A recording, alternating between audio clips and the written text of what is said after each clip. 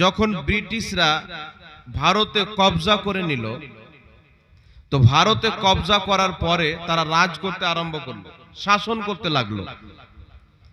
শাসন করতে করতে তারা যখন বেশি জুলুম করা চালু করলো, অত্যাচার করা চালু করে দিল, আরম্ভ করে দিল, হিন্দু হোক, মুসলমান হোক, শিখ হোক, সবাই তাদের জুলমের শিকার হয়ে গেল।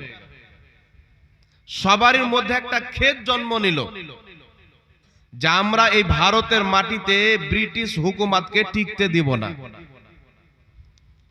আর ইংরেজ, ইহুদি হোক, ব্রিটিশ, নাসারা হোক, আপনারা সকলে জানেন দুনিয়াবি জ্ঞান আল্লাহ তাদেরকে প্রচুর দিয়েছে। তারা শুরু থেকে জানে যে যদি আমাদের কেউ মোকাবেলা করতে পারে, আমাদের রাজত্বকে শেষ করতে পারে, তো একমাত্র মুসলমান পারবে। মুসলমান যদি না লড়ে, না হিন্দুরা ভাগাইতে পারবে, না শিখ ভাগাতে পারবে। তো ভারতের মুসলমানকে কমজোর করা হোক, দুর্বল করা হোক। দুর্বল করার রাজনীতি কি, পদ্ধতি কি, কিভাবে দুর্বল করব, তার একটি পদ্ধতি অবলম্বন করলো যে মুসলমানকে যদি দুর্বল করতে হয় তো মুসলমানের মধ্যে ফিরকা তৈরি করতে হবে, ভাগ তৈরি করতে হবে, গ্রুপ তৈরি করতে হবে। আর মুসলমানের মধ্যে যদি গ্রুপ তৈরি করতে হয় তো মুসলমানদের কিছু মৌলবীকে কিনতে হবে। কি করা যায়? সর্বপ্রথম ব্রিটিশ হুকুমত ভারতবর্ষের একটি মাদ্রাসা, যে মাদ্রাসার নাম হলো দারুল উলুম দেওবন্দ, সেই মাদ্রাসাকে নিশানা করলো। নিশানা করে ওই মাদ্রাসার শিক্ষকদের বেতন করলো 600 টাকা করে। ওই জামানার 600 টাকা আজকের বহু টাকা। 600 টাকা করে বেতন দিয়ে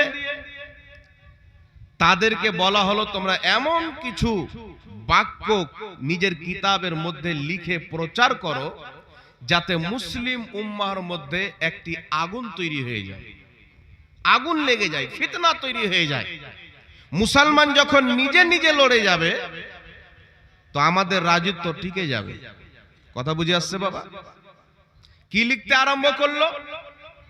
যিনি দারুল উলুম দেওবন্দ মাদ্রাসা তৈরি করেছেন, কাসিম নানওতাবি সাহেব, তিনি একটি চটি কিতাব লিখলো, পত্রিকা বললি চলে, পাতলা একটি কিতাব, যে কিতাবটির নাম দিল তাহজিরুন নাস। সেই কিতাবের মধ্যে লিখলো যে আমাদের নবীর পরে যদি নতুন নবী জন্ম নিয়ে নেয় তো আমাদের নবীর শেষ নবী হওয়াতে কোনো ব্যাঘাত ঘটবে না। নাউজুবিল্লাহ বলবেন না? তারপর আর কি লিখলো সেই একই কিতাবের মধ্যে? যে আমাদের নবীর শেষ নবী হওয়াতে কোনো মর্যাদা ফজিলত নাই। তারপরে কি লিখলো? উম্মতি বাজাহির আম্বিয়া আলাইহিস সালাম উম্মত চাইতে ফজিলতপূর্ণ হন, তো কিসের কারণে হয়? ঈমানের কারণে হয়। বাকি থাকলো আমলের কথা। একজন উম্মত আমল করে নবীর সমতুল্য হয়ে যায়, বরং নবীর চাইতে আগে বেড়ে যায়। বলে নাউজুবিল্লাহ। আচ্ছা বলেন তো, কেউ আমল করে নবীর সমতুল্য হতে পারবে? নবীর চাইতে বড় হতে পারবে? আমার আপনার নবী সাল্লাল্লাহু আলাইহি সাল্লাম বলছেন, আমার আবু বকরের একটা আমল উমর ফারুকের সারা জীবনের আমল। বলেন সুবহানাল্লাহ। তাহলে যে আবু বকর সিদ্দিকের আমলের সমতুল্য, একটা আমলের সমতুল্য, উমরের মতন সাহাবীর সমস্ত আমল যদি না হয় তো মুহাম্মদ রাসূলুল্লাহ সমতুল্য আমল আমাদের হতে পারবে? তো একটা মানুষকে ধারণা দিল কি, উম্মতি যদি আমল করে, আমল করে সেই ব্যক্তি নবী চাইতেও আগে বেড়ে যেতে পারে। নাউজুবিল্লাহ বলতে হবে। এক। দ্বিতীয় নাম্বার, দেওবন্দি জগতের মুজাদ্দিদ আশরাফ আলী থানভী নিজের কিতাব হিফজুল ঈমানের মধ্যে লিখলেন 12 নম্বর পৃষ্ঠার মধ্যে, যদি নবী পাককে কিছু ইলমে গায়েব থাকে, এতে নবী পাকের কি বিশেষতা? এই মতন ইলমে গায়েব প্রত্যেক পশুকে আছে, প্রত্যেক পাগলকে আছে, প্রত্যেক বাচ্চাকে আছে, প্রত্যেক জীব জন্তুকে আছে। বলে নাউজুবিল্লাহ।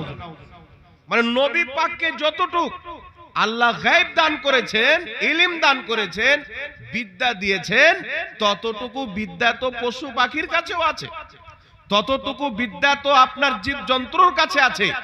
ততটুকু বিদ্যা বাচ্চার কাছেও আছে, এমনকি যে পাগলের কাছেও আছে। বলেন নাউজুবিল্লাহ। দুটি আকীদা হলো। তৃতীয় নম্বরে রশিদ আহমদ গাঙ্গোহী, তবলিগি জামাতের প্রতিষ্ঠাতা ইলিয়াস কান্দেওয়ালি সাহেবের গুরু শেখ ওস্তাদ রশিদ আহমদ গাঙ্গোহী ফাতাওয়া রশিদিয়ার মধ্যে লিখলো, আল্লাহ মিথ্যা বলতে পারে। দলিল কি?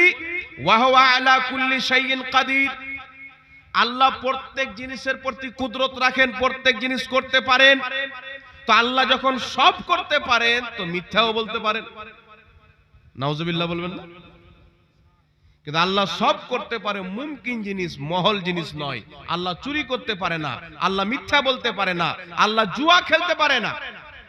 তো যেই ব্যক্তি বলবে যে আল্লাহ মিথ্যা বলতে পারে, আকীদাতুত তাহাবির মধ্যে স্পষ্ট লেখা আছে ওই ব্যক্তি ইসলাম থেকে খারিজ অর্থাৎ কাফির হয়ে যায়।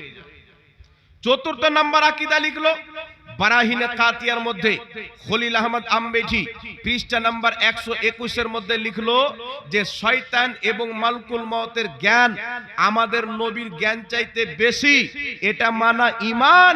আর আমাদের নবীর জ্ঞান শয়তানের জ্ঞান চাইতে বেশি, এটা মানা শিরক। কথা বুঝতে পারলে? শয়তানের জ্ঞান নবীর জ্ঞান চাইতে বেশি, এটা মানলে ঈমান থাকবে। আর নবীর জ্ঞান চাইতে, শয়তানের জ্ঞান চাইতে নবীর জ্ঞান বেশি, এটা মানলে ঈমান শেষ হয়ে যাবে। মানে শিরক কাকে বলে এটাও জানে না। কয়টি গুস্তাখি হলো বাবা? 4টি গুস্তাখি হলো। শুধু 4টি নয়, আরেকটি কিতাব, কিতাবটির নাম হলো সিরাতে মুস্তাকিম, লেখকের নাম হলো ইসমাইল দেহলভি, দেওবন্দি এবং গায়র মুকাল্লিদ, দুই পক্ষের লোকের বুজরুগ, দুইজনই তিনাকে মানেন। সেই কিতাব সিরাতে মুস্তাকিম দারুল উলুম দেওবন্দ থেকে ছাপা হয়েছে। কিতাবটির পৃষ্ঠা নাম্বার 148 নাম্বার পৃষ্ঠার মধ্যে লিখছে, নামাজের মধ্যে যদি জেনার স্মরণ চলে আসে নামাজ হয়ে যাবে, গরু ছাগলের স্মরণ চলে আসে নামাজ হয়ে যাবে, কিন্তু মুহাম্মদ রাসূলুল্লাহর স্মরণ আসলে নামাজ হবে না, শিরক হবে। এটা মানা যাবে? এর জোরে বলতে হবে। 5টা হলো। তারপরে চলে আসেন, কিতাবটির নাম হলো বারাহিনে কাতিয়া। সেই কিতাবের মধ্যে আপনার খলিল আহমদ আমবেঠি লিখতেছেন যে নবী উর্দু জানতো না, আমাদের মৌলবীর কাছে শিখেছে। মানে নবীর শিক্ষক নিজেকে দাবি করলো। তারপরে ইসমাইল দেহলভি, দুই তবকার বুজরুগ, দুই তবকার ইমাম পেশওয়া, নিজের কিতাব তাকওয়াতুল ঈমানের মধ্যে লিখলো যে নবী হোক ওলি হোক সবাই হচ্ছে আদম সন্তান। আল্লাহ তাবারাক ওয়া তাআলা তিনাদেরকে বেশি সম্মান দিয়েছেন, তো তিনারা বড় সন্তান, আমাদেরকে কম সম্মান দিয়েছেন, তো আমরা ছোট সন্তান, তো আমরা সবাই ভাই, অর্থাৎ নবীর সম্মান বড় ভাইয়ের মতো করতে হবে। তো আবু জেহেল তো আদম সন্তান, আবু লাহাব তো আদম সন্তান, তাহলে আবু লাহাব তোমার কোন ভাই, বড় না ছোট? একই কিতাব নবী পাক সাল্লাল্লাহু আলাইহি সাল্লাম